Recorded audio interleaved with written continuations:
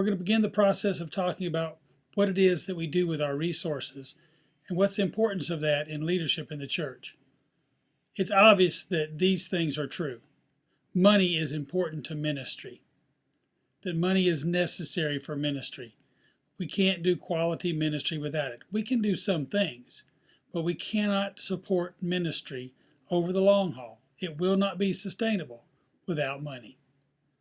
God wants us to think about money. The Bible has many topics, but one of the most important and one of the most consistent is money. Churches vary in a tremendous way in the way they approach stewardship, the way they approach giving, the way they approach spending, because they interpret the biblical text in many different ways. Regardless of what place you are on the theological spectrum, we know that money is important and that stewardship is important.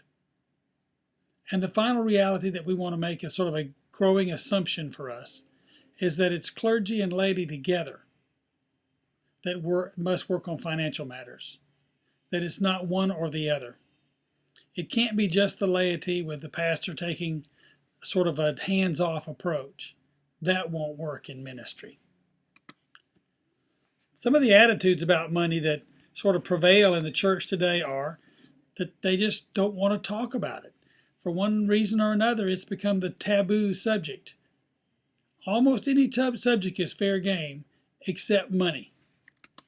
And because of that, people get very confused about what's appropriate for spending, what's appropriate for giving, how they should go about thinking about money in relationship to their faith.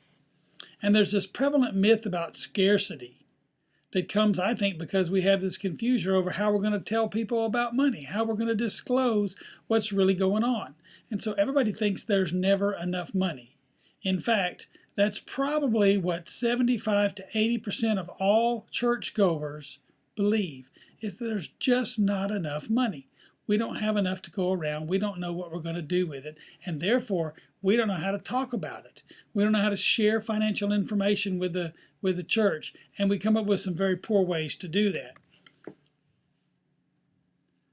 I'm convinced, and the gurus in the financial world that work with the church are convinced, that it's a lack of the spiritual understanding about money and stewardship. That's the real heart of the problem. It's that we think about money differently than we think about the rest of our spiritual lives. And if we can incorporate our stewardship understandings along with money, it'll make a lot more sense.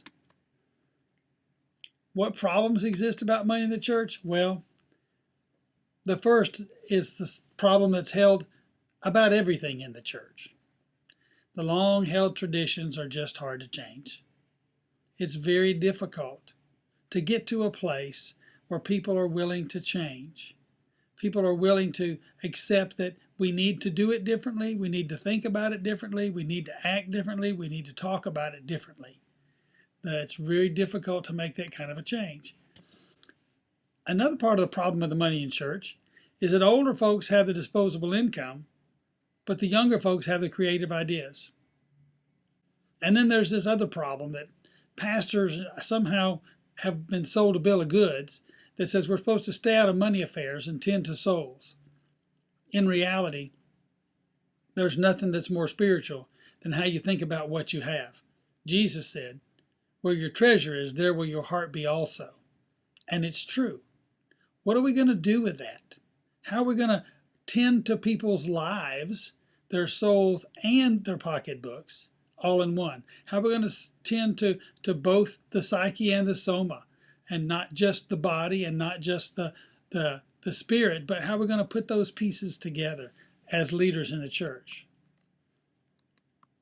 One of the issues we have with Sunday offerings is that giving is connected to worship attendance. If the people come, they give. If they don't come, they don't give. Now, there are exceptions, to be sure. There are those who faithfully give even when they cannot be at church. But for the most part, if your attendance goes up, your giving goes up. If your attendance goes down, your giving goes down. And we know what's been happening to worship attendance over the last few decades. And so, because it's connected, it creates a problem. Worship attendance is decreasing across all denominations and across all geography. People just are not going to church as much as they used to. And because they don't go to church, they're not there to give their money. Now, we're trying to come up with more creative ways these days to help people give their money. But the bottom line is worship is where it happens, and right now it's not working. Worshipers have no history of planned giving to the congregation. Some of that's tithing, and there's some exceptions to that. But by and large, in our mainline Protestant denominations, even in our evangelical Protestant denominations, and in the Catholic Church, the planned giving, I'm going to give this much per week, is hard to come by. People want to be more spontaneous than that, which of course tends to indicate we're not going to get as much money. So we've created some poor habits in the church. Indeed, some very poor habits. One of those is that we just quit talking about money because it's too difficult to do. We've decided, well, if it's going to be hard to talk about money, let's don't talk about it. We've also created this, what I call the culture of secrecy about giving. In every other nonprofit other than the church, giving is celebrated. Giving is open and public. But in the church, for whatever reason, we've decided that we need to hide that. The difficulty with that, of course, is that if there's a culture of secrecy about giving, then people can hide their lack of commitment to the church financially in that culture of secrecy. Another problem is that there's a small group of people who gets to make the decisions about it. Few leaders decide what happens to all the donations. And that doesn't feel very good. Why would I want to give my money to some organization when someone else can talk about it?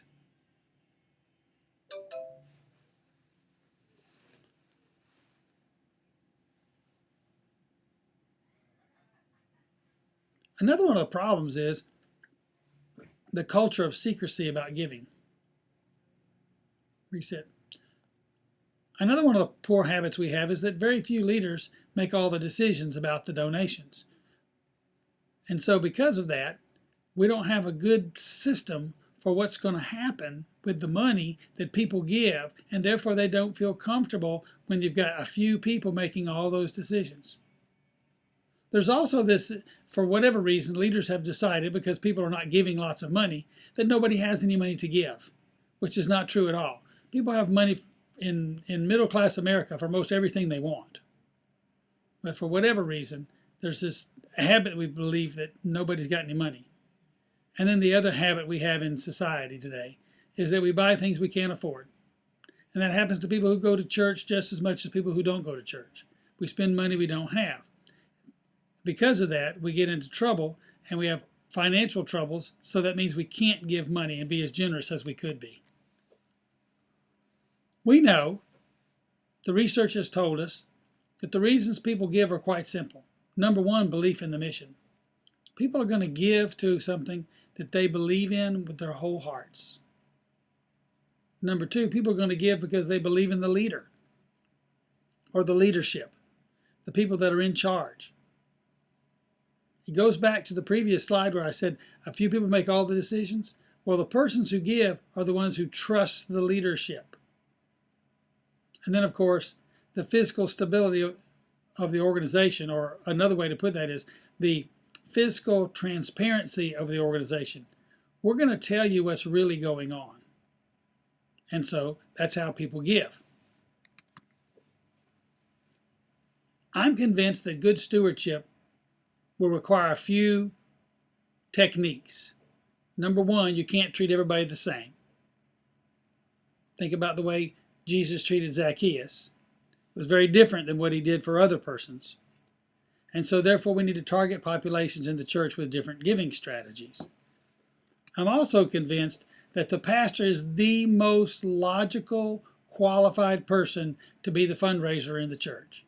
Now, you may disagree with this, and you're welcome to disagree with me, but the pastor needs to know who gives so that they can raise more money, they can determine program effectiveness, and they can give people thanks for gifts.